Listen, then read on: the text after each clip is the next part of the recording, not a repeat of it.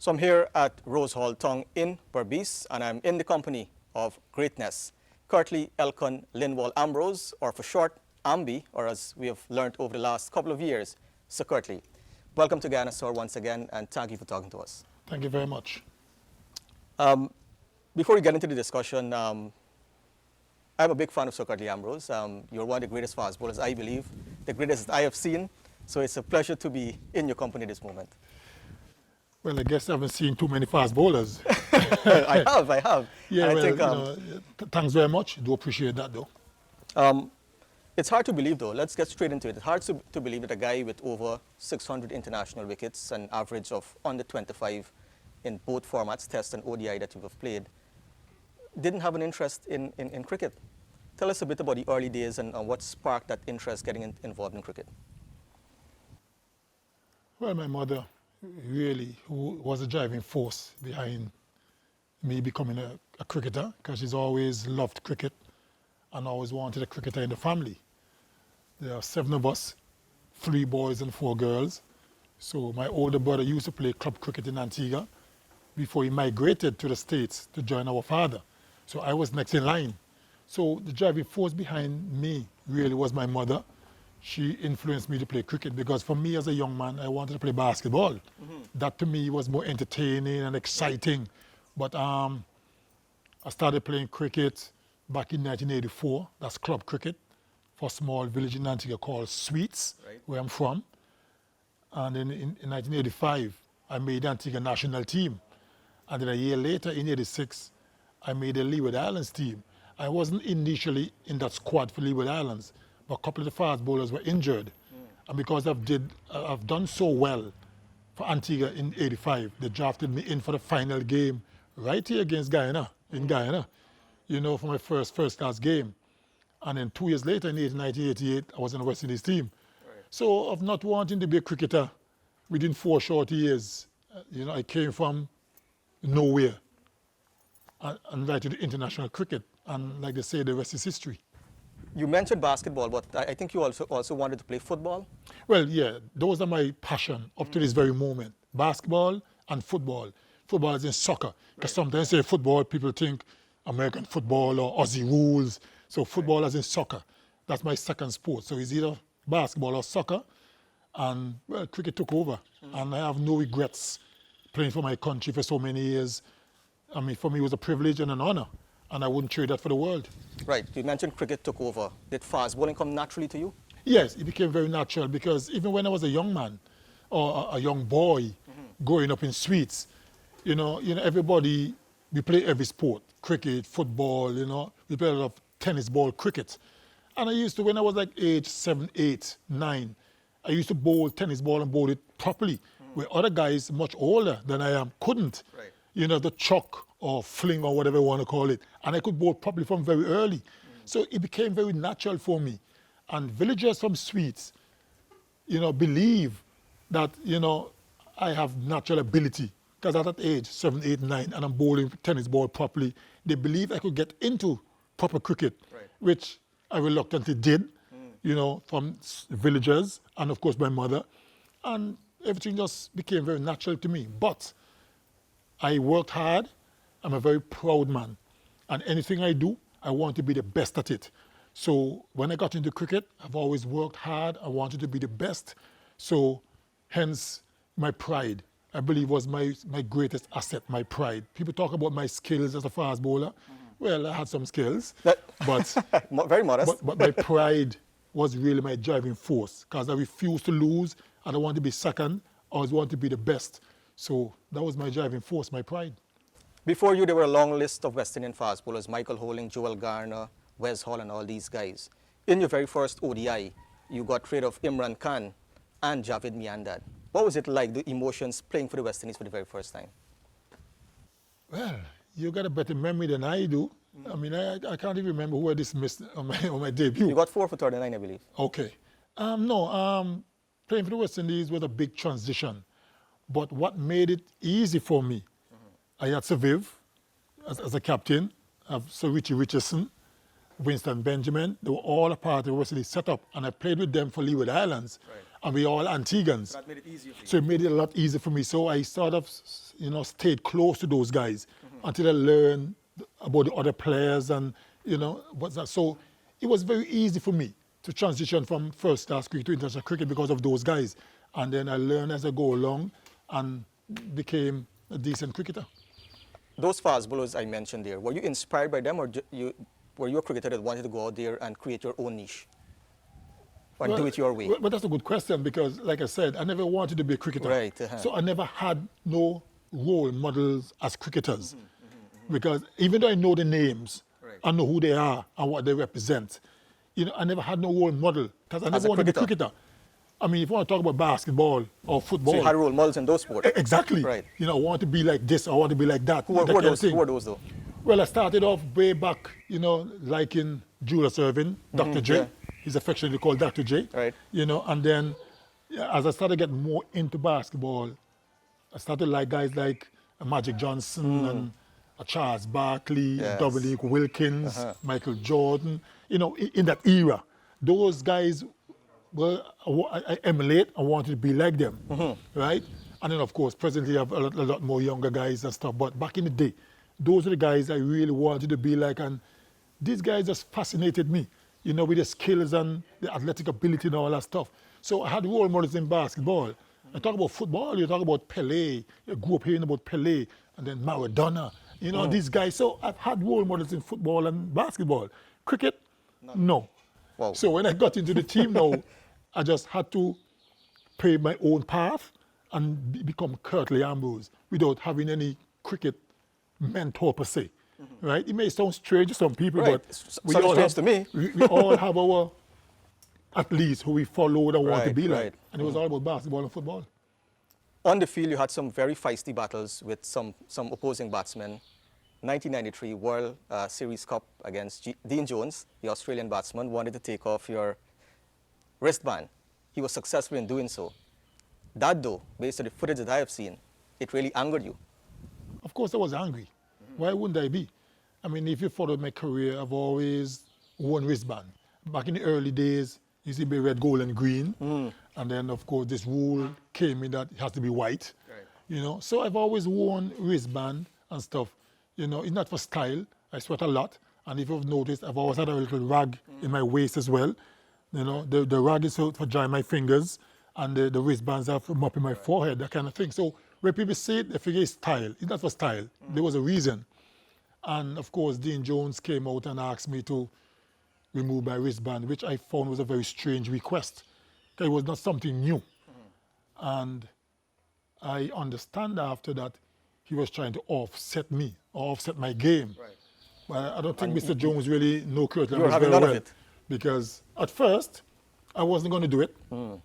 Right? When the umpire came to me and made a request, if you see the footage and stuff, you'll see I'm there with Richie, the captain, and I think Bishop was there. One or two guys were trying to tell me, just let's go along with it. I wasn't going to do it because I couldn't understand why. And I was really angry. And I said to myself, you know what, up until that point, one day cricket for me, I always think about containment, bowl tight. And if you can do that long enough and build pressure, the wickets will come. Because every fast bowler wants to see a couple of wickets in the wickets column. But when I play one day cricket, my first thinking is containment, bowl tight, build pressure, and the wickets will come. Batsmen have to try something, the wickets will come. Up until that point, I was bowling within myself, and after he angered me, I decided, you know what, I'm going to make life hard for not just him, but all of Australia, and, well, you know the result. 2 years later, you had a similar confrontation with Steve Waugh in the Caribbean, that famous series against Australia that a lot of people say started the decline, really, of West Indies cricket. In your autobiography, you said you lost it completely. What happened there? I'm not one of those players who ever said anything to a batsman, because that's not part of my game. I've always believed that 5.5 ounces in my hand is enough to do my talk, to the talking for me. Right. I don't need to say anything. And I've had a lot of battles against Steve Waugh. I have a lot of respect for him, wonderful cricketer. May not be the most attractive, but he's as stubborn as they come, and a fighter. I've got good heart, well, a big heart, right? You got to literally knock him out. He's never going to surrender. Right. So because of that, I've had a lot of respect for him. He scored a lot of runs against me. And when he got his runs, I just say, take my licks, let me go back and figure a way to get on top of him. I never said nothing to him. And this particular game in Trinidad, there was some grass on the pitch, had some moisture, and the ball was seaming about a bit, and he was really struggling. He batted well, mark you, because he got 60 on that first innings, I think, right? When all the other guys struggled. So he batted well, but he was really struggling, keep missing and all that stuff, and he was really struggling. And he probably got a bit frustrated. And as I followed through, well, I didn't hear it. Right. I want to make that clear. But one of my teammates told me that he cursed at me, right? But I didn't hear him. Right. So initially I said, it's okay. Heat of the battle, guys may say something, no big deal. And we went in for a break. I don't know if it's lunch or tea, whatever. And after the break, I came back out, bowled to him again, and played a miss a few, and something just kind of snapped. So I asked him, did you curse at me? He didn't say yes. He didn't say no. He just said something along the lines of, I can say whatever I want to say. So that to me kind of said, well, maybe he did. Right. And then that's when I kind of lost it and let him know in non-certain terms, don't you swear at me, right? Because for me, I will knock you out right here and now. If they ban me from cricket, I don't care. Don't swear at me. Show me some respect. But of course, there were a few choice words in between. It wasn't that calm, right. But the good thing about it started right there on the pitch and ended there. We have never lost respect for each other. We still have mutual respect for each other. And as a matter of fact, even my book, my autobiography, I asked him to do the foreword, which he did. Right. He quickly said yes. And everything that is written in the foreword, it was he wrote. I never changed anything, right? And so that just tells you that even though in the heat of the moment at that time, we have some words, the mutual respect always remain the same. Warriors on the field, friends off it. Yes, most definitely. When that bell rings and I cross that rope, I have no friends. Right. My friends are my teammates. Opposition, business. Apart from those two incidents, though, your career generally has been one that has been remarkable in terms of the way you carried yourself on the field. I remember there's a specific video on YouTube. Every time I see that video, I laugh. A slow ball, probably the slowest of slow balls to Ian Haley. And yourself, Junior Moore, and all the other guys had real fun with that dismissal. Was that planned? No, it wasn't really a plan, Because you were having a wonderful time after? Yeah, well, I tell you why I enjoyed that so much. Because I never really had a slow ball in my arsenal, right? Because back in those days, one or two guys had slow deliveries. I never had it. Right. I never perfected it. So, and what I was doing was really working for me. So for me, there was no need to try and develop a slow delivery because what I was doing was working. And, bowling to Ian Healy and stuff, I was there. And I said to myself, you know what? Let me attempt to bowl a slower delivery. Obviously, a slow delivery is something you have to work on, practice a lot to perfect it. Right. And it must be a disguised slow delivery. I never had that. I just ran in and I slowed down my whole action to bowl a slow delivery. And it just pitched perfectly. Ian Healy was deceived. He went for 2 or 3 strokes before the ball got there, missed it completely, and was bowled, right? And so I myself enjoyed it thoroughly because it wasn't something that I perfected. I don't really do it. Right? And it worked brilliantly. And if you see in the footage, Junior Moore with the keeper. A good time. And myself, I want to go. I had a good laugh, and I'm saying to him, you got to be smart as a bowler, and that kind of thing. And honestly, I enjoyed that thoroughly because it worked to perfection. Right. Wonderful moment there for Sir Curtly in Australia. 7 for 1 in Australia, 8 for 45 here in the Caribbean, I think it was 1992. And a 6-wicket haul when England were bowled out for 46. Of those 3 moments, which one would you say is the best? And you were in that moment where, you felt in the zone. I know a lot of people would want to say the 7 for 1. Because, to take 7 wickets for 1 run in what, 5 overs or something like that? 32 deliveries. 32 deliveries. 1 run, 7 wickets is probably unheard of. That's once in a lifetime, if it happens at all. Right. So most people would probably judge that to be the best. For me, it's not. And I tell you why. The pitch was conducive for fast bowling. It was really a fast bowler's pitch. Right. Bounce and pace and movement. And I didn't bowl well before lunch. And I was very upset with myself because I marked myself very hard. I had none for 24 before lunch. And Australia were like maybe 70 for 2. Bishop got both wickets. And I was angry because it was really good for fast bowling. And I didn't bowl well. So I couldn't wait to get back out after lunch. And when Captain Richardson asked me how am I feeling, I said, I'm ready to go. I was never going to say no. Right. And then everything fell into place, and that was a 7 for 1. But it was the first morning of a test match. I was under no pressure, nothing in the game. It's just the first morning. So for me, bowling England out in Trinidad in 1994 for 46, and the 8 for 45 against England again in Barbados in 1990. I put those two above the 7 for 1. I put the 8:45 first because that was a 4th test match of 5. England leading 1-0. We had to win that game in Barbados to level the series and then go to Antigua for the final test. If we didn't, England wasn't going to win that game because there was too many runs to get. Right. They were trying to hold on for a draw. Which simply means if they draw that game and we go to Antigua and we don't win, they win the series. Or if we win in Antigua, the series will be drawn, which is a big boost for England. Right. So we had to win in Barbados. And they were hanging on the last day. And then Sir Viv took the second new ball. And then that's when I got all the wickets. So that 8:45 would be the number 1. And the 6 I got against England in Trinidad for 8:46. I put that probably 3rd. Well, I'll tell you the next one. Right? Because that is 7 for 1. 7 for 1 is down the pecking order. Really? Yeah. But I'll explain. That's 6 to 40. That's 6 when I bowled England for 46. They needed 190 runs or something with 15 overs on day 4 and the whole of day 5. So that time wasn't the problem. So I remember Captain Richardson saying that, 15 overs to go. If you pick up 2 or 3 wickets this evening, we're in good stead for the following day. Lo and behold, I got a wicket in my first delivery. My good friend Mike Atherton again. And then the same over, had a run out. Courtney Walsh run around the boundary line, run out Nasser Hussain, and then that was it. Everything else, we ended up taking 8 wickets that evening, right? And then it was a formality after that. The 3rd one I put is that one-off test against South Africa. A lot of people don't remember that. 1992 in Barbados, South Africa just came back into international cricket after 22 years, had us on the run, right? And at the end of the 4th day, they were 2 down for 100 and something.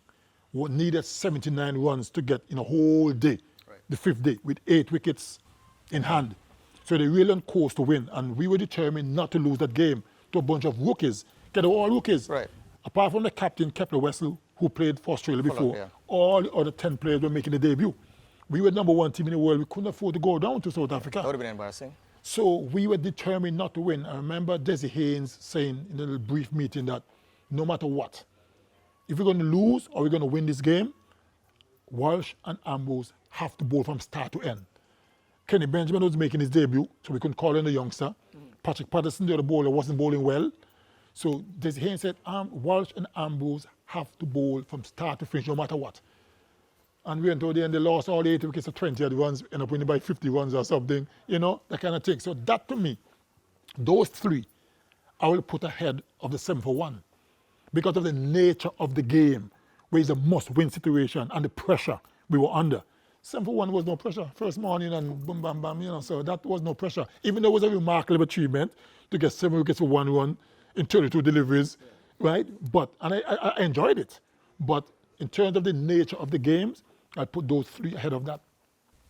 On the flip side now, what was your lowest moment of the game, and how do you recover from those moments mentally and ensure that you stay in the zone? Well, anytime I lose a game, because I don't take losing very well. Like I mentioned earlier, I mark myself very hard. And so you can imagine my teammates. Because when I don't do well, I come down hard on myself. And I'm determined not to make it happen again. Right. So when my teammates don't measure up, I'll come down hard on them as well. Nothing personal, it's just about winning. Because we know what we represent. I've had quite a few low points in my career. A lot of people look at my overall career and say, well, you had a wonderful career, you've been successful. Yes, at the end of the day, yes. But I've had a lot of low moments too. I mean, my debut test match right here in Guyana again. I got a long history in Guyana, you know. You know, if I can go back quickly, I made my first class debut here in 86. Right. I made my test match debut here in 88. Went for 100 in that match. That was a low point. So I came into international cricket or test cricket the hard way. So I've learned since then. And when I went for that 100, and we lost that game quite easily, I made myself a promise that I will never go for 100 again in test cricket unless I bowl at least 40 overs and have to get at least 5 or more wickets.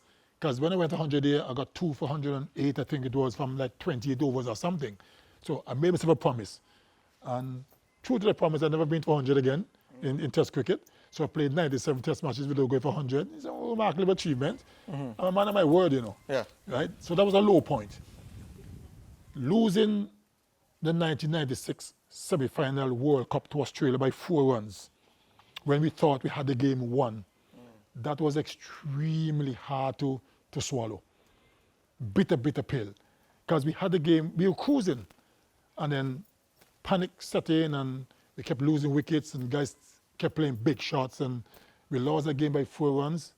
That was really tough because we figured we would have won the World Cup. We didn't start well in the tournament and no one gave us a chance. And we had to beat Australia in our final preliminary game to qualify. And we did that. Right. So from that final preliminary game, we went to the quarterfinals against South Africa, who were unbeaten. No one gave us a chance. And we took care of business. We got to the semifinals, had Australia 17 for 4. Bishop had 2, I had 2. Australia rocking. And they ended up getting about 202, I think it was, which is a very low score. Right. And we were cruising along. Shiv Chandrapal batted well, got to 80, I think. Right. Yeah. So Richie Richardson batted well to the end, got 40 or not out. But, you know, we lost the game by 4 runs. And that to me was a tough pill to swallow because we were playing some really good cricket and we felt we'd have won that World Cup. So that's another low point. And there are 1 or 2 others as well. You know, so my career, even though it was a decent one, I've had my low points as well. Right. Finally, at the start of the interview, you said cricket was not your first love. But I'm sure after 98 test matches, 405 wickets, 225 in ODIs, you ended as an ICC Hall of Famer. I'm sure you wouldn't trade your career for anything. No, I wouldn't. I mean, to represent my country for many years, for me, it was a privilege and an honor. Lots of guys would have loved to be in my position. Guys who love cricket and want to be international cricketers. Some of us never got an opportunity, or some just didn't quite make it. And for me, who never wanted to play cricket, you know, like I said, because of my pride, I refused to be second. I just didn't want to be second to anybody, whether individually or as a team. So my pride was my driving force, right? And, you know, I think it turned out okay in the end. I think I've brought a lot of smiles and satisfaction to not only West Indians, but cricket followers in general. The way we as West Indians play cricket, we have a certain kind of flair, and people enjoy that. Right. You know, and a lot of places I travel, even today, when I travel around the world and things, everyone still asking about West Indies cricket. When are we going to get back to those glory days? And we want to see West Indies cricket strong again, because a lot of nations, apart from their national team, West Indies are the second favorites, you know, and I've heard that many times all around the globe. So cricket lovers love West Indies cricket, you know, so we're just hoping that whatever we can do to get our cricket strong again, you know, we hope you can see that in the near future. And you're playing your part, you still have on the West Indies crest. Yes, I mean, I'm a die-hard West Indian, you know, even though I'm Antiguan by birth and nationality, I'm also a West Indian, right? Because I'm not going to stay in Antigua and try to look after Antigua cricket and ignore or neglect the other islands. I would not do that. Anytime I'm called or asked to assist cricketers anywhere around the region or internationally, because I believe I've learned a lot during my playing days, and I've always wanted to give back to cricket in general, whether it's Antigua, the Leeward Islands, the Caribbean, internationally. I just enjoy working with cricketers to impart my knowledge and experience so they can be better, right? So that's what I enjoy doing. Sir Curtly, it was a pleasure. Thank you very much. Thank you very much. Not a problem. Good man.